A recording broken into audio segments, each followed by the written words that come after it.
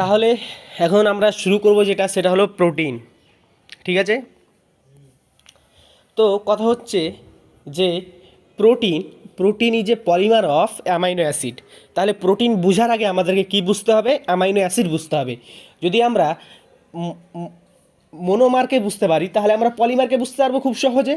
তার মানে amino অ্যাসিডটাকে clear করে নিতে হবে, তারপরে আমরা প্রোটিন এমনি বুঝে যাবো। তাহলে হোয়াট ইজ অ্যামাইনো অ্যাসিড? কার্বনের যেমন মিথেনের যেমন 4টা হাত আছে, ওরকম অ্যামাইনো অ্যাসিড হলো একটা সাবস্টিটিউটেড অফ মিথেন। অর্থাৎ এখানে তুমি কার্বনের সঙ্গে তুমি কি দেখতে পাবা? 4টা গ্রুপ দেখতে পাবা। তাহলে অ্যামাইনো অ্যাসিডে কী কী দেখতে পাবা? অ্যামিন গ্রুপ দেখতে পাবা এবং অ্যাসিড গ্রুপ। এখান থেকে তুমি মনে পড়ছো অ্যামাইনো NH2 গ্রুপ এবং COOH গ্রুপ, এবং আর কি দেখতে পাবা? এবং এছাড়াও দেখতে পাবা তুমি হাইড্রোজেন এবং আর। তাহলে NH2, COOH এবং H এবং আর গ্রুপ। আচ্ছা, বলছে যে তোমার বিভিন্ন ধরনের অ্যামাইনো অ্যাসিড হয়, কিন্তু বিভিন্ন ধরনের অ্যামাইনো অ্যাসিডে কনস্ট্যান্ট কোনগুলো থাকে? NH2 এবং COH গ্রুপ তুমি এখানে কনস্ট্যান্ট পাবে, এবং H, এই 3টে জিনিস কনস্ট্যান্ট। শুধুমাত্র আর ভ্যারিয়েবল হয়। বিভিন্ন ধরনের অ্যামাইনো অ্যাসিড কিসের ডিপেন্ড করে? আর এর উপরে ডিপেন্ড করে। ঠিক আছে, আর এবার বলছে যে আরও তো আমার অনেক রকমের হয়, আর বিভিন্ন ধরনের হয় এবং বিভিন্ন ধরনের অ্যামাইনো অ্যাসিড হয়, সেগুলো তো সবগুলো তো প্রোটিন তৈরি করতে পারে না। তাহলে মাত্র যে সমস্ত আর প্রোটিন তৈরি করতে পারে সেগুলো হলো 20টা।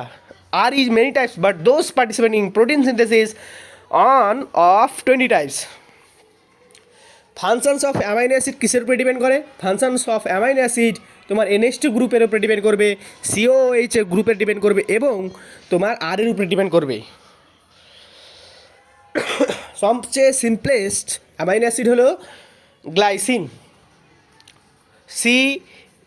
ঠিক আছে, H থাকবে, NH2 থাকবে, COOH থাকবে এবং গ্লাইসিন এবং অ্যালানিনে মিথাইল গ্রুপ থাকবে। আর এর পরিবর্তে এখানে অ্যালানিন থাকবে, আর ওখানে গ্লাইসিন থাকবে, আর এর পরিবর্তে হাইড্রোজেন থাকবে, এটা গ্লাইসিন। ঠিক আছে, টাইপস অফ অ্যামাইনো অ্যাসিড। এখানে দেখো, তুমি একটা টাইপস অফ অ্যামাইনো অ্যাসিড বোঝার জন্য তোমাকে মনে রাখতে হবে যে 20টা অ্যামাইনো অ্যাসিডের মধ্যেই আমরা দেখবো অ্যারোমেটিক, অ্যালিফ্যাটিক দেখবো, আলাদা বাদ দিয়ে দেয়। এবার নেক্সট দেখবো অ্যাসিড, বেসিক, নিউট্রাল। এটাও 20টার মধ্যেই দেখবো আমরা। তাহলে acidic amino acid, basic amino acid এবং neutral amino acid. Acidic amino অ্যাসিডের এক্সাম্পল কি? নাম শেষে অ্যাসিড থাকবে, সেটা হলো acidic amino acid. Basic amino acid হলো বাল, যে হিস্টোন, লাইসিন এবং আর্জিনিন হলো basic amino acid.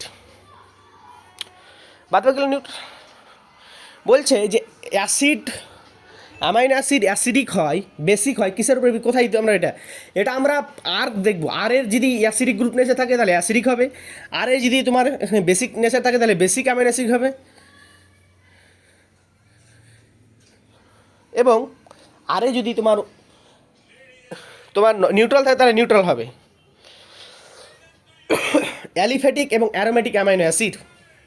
Aliphatic amino acid হলো এখানে আরে শুধু মানে সিঙ্গেল চেন থাকবে, এটা হলো অ্যালিফ্যাটিক, এবং অ্যারোমেটিক হলো এখানে মানে তোমার রিং থাকবে। ঠিক আছে, যেমন অ্যারোমেটিক অ্যামাইনো অ্যাসিডের এক্সাম্পল হলো, মনে রাখার, দুটো টি এবং একটা ফিনাইল অ্যালানিন। তাহলে টাইরোসিন এবং ট্রিপ্টোফ্যান।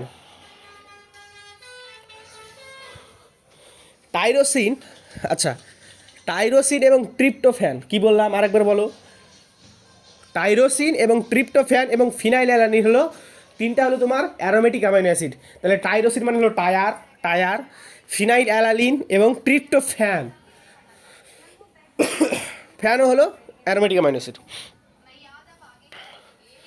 এসেন্সিয়াল নন এসেন্সিয়াল সহজ, এটা পড়ে লাগে একবার রিডিং তুমি এখান থেকে। অ্যালকোহলিক অ্যামাইনো অ্যাসিডের এক্সাম্পল কি? Alcohol is a serious treat বা থ্রিওনিন, সেরিন, এগুলো হলো alcoholic amino acid. Alcoholic amino acid তোমার unique property of amino acid, তোমার জুইটার আয়ন হলো NH3+ COOH।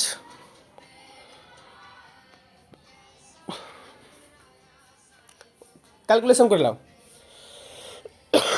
মানে প্রথমে হাইড্রোজেন সরিয়ে দাও, হাইড্রোজেন একটাকে ডোনেট করে দাও, হাইড্রোজেন সরিয়ে হাইড্রোজেন ডোনেট করো। Deuterium depends upon the pH. pH value depends upon the জুইটার ion. একটা অ্যামাইনো অ্যাসিড যখন আর একটা অ্যামাইনো অ্যাসিডের সঙ্গে জুড়ে তখন কি বন্ড দ্বারা জুড়ে? অ্যানহাইড্রাস বন্ড, সেটা পেপটাইড বন্ড বলা হয়। প্রোটিন আমরা চারটা স্ট্রাকচার দেখতে পাই: primary structure, secondary structure, tertiary structure এবং কোয়াটারনারি স্ট্রাকচার। প্রোটিন ফাংশনেবল হয় টার্সিয়ারি স্ট্রাকচার। এবার দেখো প্রোটিনের structure: primary structure, secondary structure, tertiary structure এবং কোয়াটারনারি স্ট্রাকচার। প্রাইমারি স্ট্রাকচার, প্রোটিনের প্রাইমারি স্ট্রাকচার হলো লিনিয়ারলি চেন, মানে এটা তোমার এই প্রোটিনটা এই যে চেনের যে পজিশনস, এটা এই যে স্ট্রাকচারটা প্রাইমারি স্ট্রাকচারটাতে কী করে, আমরা পজিশন জানতে সাহায্য করি। অর্থাৎ লেফট সাইডে অ্যামাইনো গ্রুপ থাকবে এবং রাইট সাইডে অ্যাসিডিক গ্রুপ থাকবে। এবং first positions of amino acid, first মানে পজিশনস আইডেন্টিফাই করা হয়েছিল কোন প্রোটিনের? ইনসুলিন।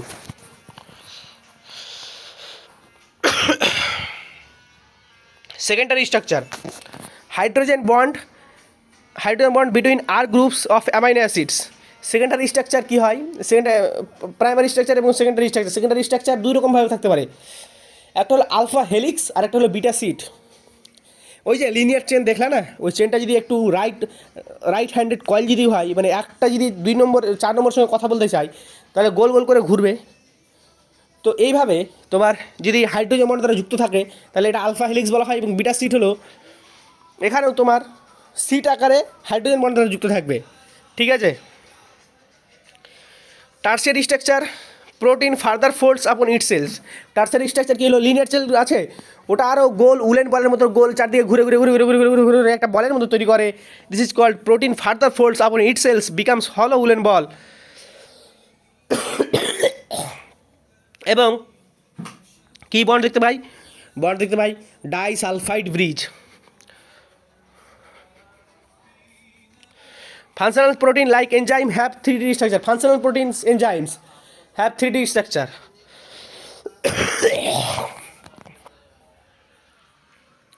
এবং তোমার মিডিলে কিছু উলেন, ওই যে বল টার্সিয়ারি স্ট্রাকচার কিছু থাকে, জায়গা থাকে, স্পেস থাকে ফাঁকা, যেটা পরবর্তী কাজে লাগবে। এবার দেখবো quaternary structure: if A protein is made up of more than one sub unit, যদি একটা প্রোটিন স্ট্রাকচার যদি একের বেশি সাব ইউনিট তৈরি হয়, then how are they are arrange together gives 4 degree structure. এবং বিভিন্ন ধরনের সাব ইউনিট মিলে এটা কোয়াটারনারি স্ট্রাকচার দেয়, যেমন অল টাইপ অফ বন্ড এখানে দেখতে পাওয়া যায়, এবং হিমোগ্লোবিন, অ্যান্টিবডি, ইনসুলিন। তাহলে প্রাইমারি স্ট্রাকচারে কোন বন্ড দেখতে পাওয়া যায়? Peptide bond. সেকেন্ডারি স্ট্রাকচারে hydrogen bond, tertiary disulphide bond, এবং সব ধরনের বন্ড দেখতে পাওয়া যায় কোয়াটারনারি স্ট্রাকচারে। Most abundant protein in animals is collagen protein, এবং most abundant protein in plant world is rubisco. পুরো নামটা দেখে নাও।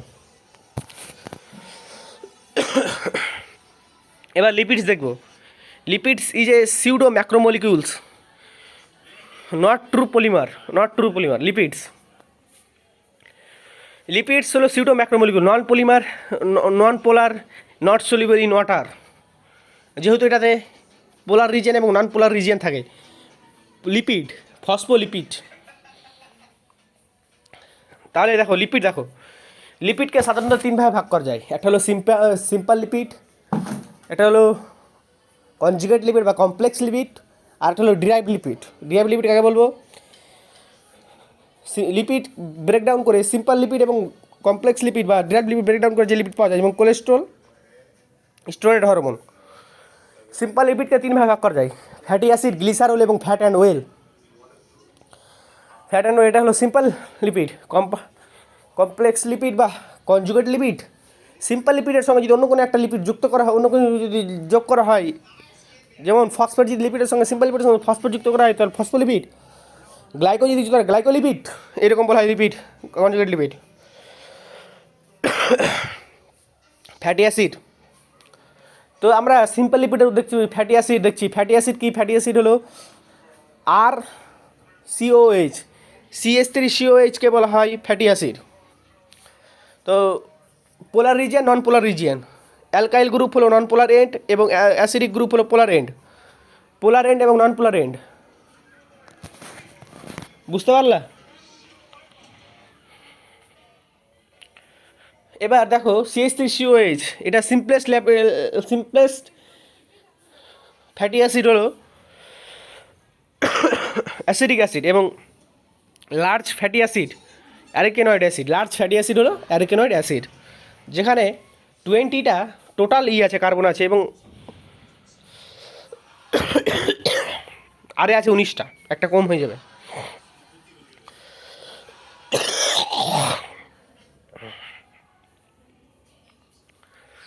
Carbon number in R varies from 1 to 19 fatty acid two, এটা যদি একটা কমে যাচ্ছে। Pallavi 16, total 16টা।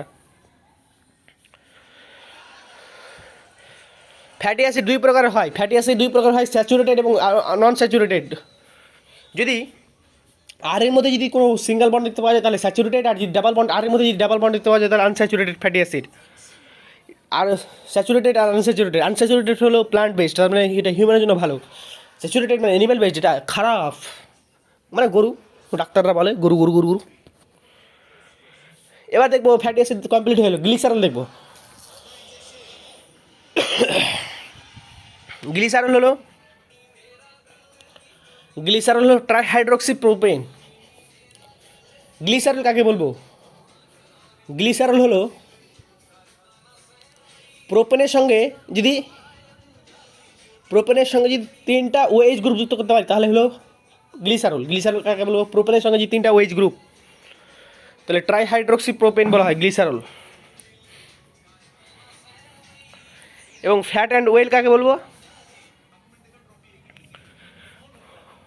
Fat and well, এটা হলো গ্লিসারল। এবং ফ্যাট অ্যান্ড ওয়েল ফ্যাট তৈরি করবো কী করে? ফ্যাটি তোমার প্রোপেনের সঙ্গে গ্লিসারলের সঙ্গে যদি তুমি কি যুক্ত করতে পারো, একটা ফ্যাটি অ্যাসিড যুক্ত করতে পারো। গ্লিসারল হলো CH2OH, এবং যদি একটা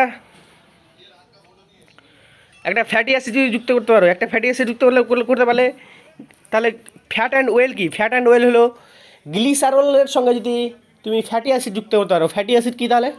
CH3COH, তাহলে মোনোগ্লিসারাইড, ডাইগ্লিসারাইড এবং ট্রাইগ্লিসারাইড। ওকে, তাহলে এস্টার বন্ড দ্বারা যুক্ত হবে।